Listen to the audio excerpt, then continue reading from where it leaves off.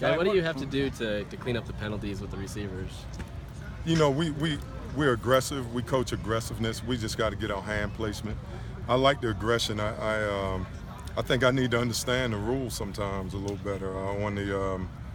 You know, we've been called for 2 pass interference, and I'm still trying to figure out where they are. But that's life. We'll fix it. We'll coach to it. We're not going to take away the aggression. We want teams to know when they come play us, we're going to be a physical football team.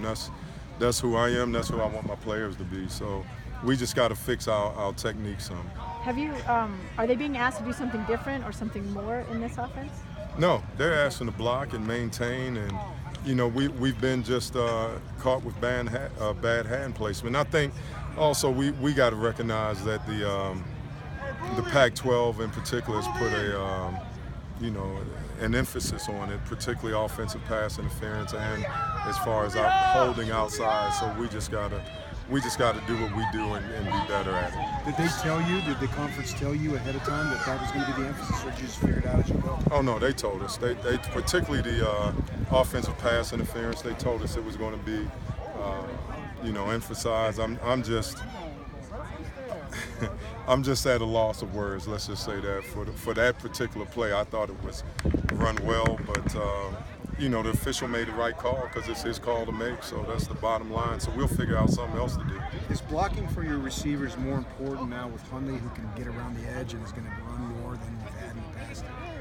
No, because whether it's him or if it's a running back, you got to block, and you can't play at the University of Utah for myself if you can't block. So that's always a point of emphasis for us.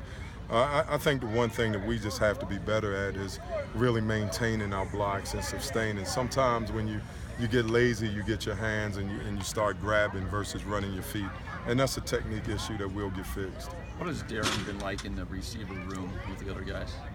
Good, just like anybody else for me. I don't.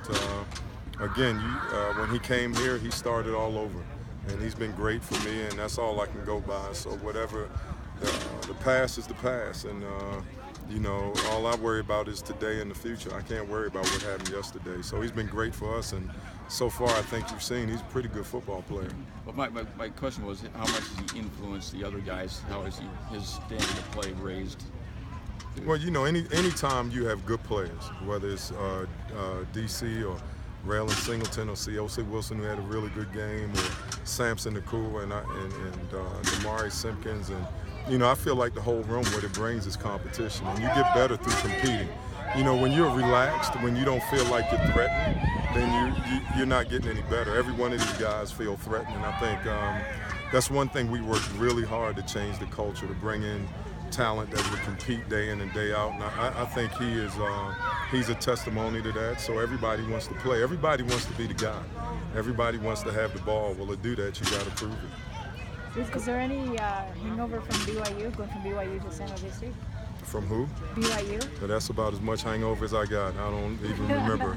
I'm worried about San Jose State, so that's where my focus is. And as far as the players go, you feel like they're working hard, just as hard as ever? I thought we had a pretty good practice today, and let's be honest about it. If we want to be great, it's not only about beating the last team we played. It's about winning every game. So, great teams, they focus on the next game and they play just as hard.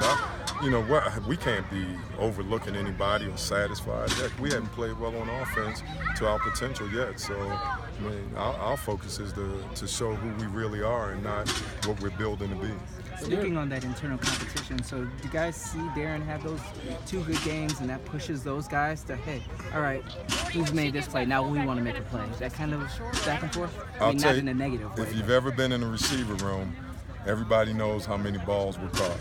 And it's the same way if you ever play on a basketball team, everybody recognizes who's scoring. Not to say that people watch stats, but of course,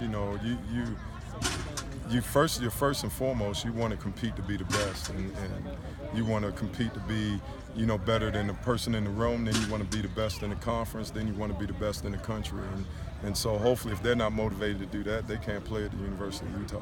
How much do you emphasize as a coach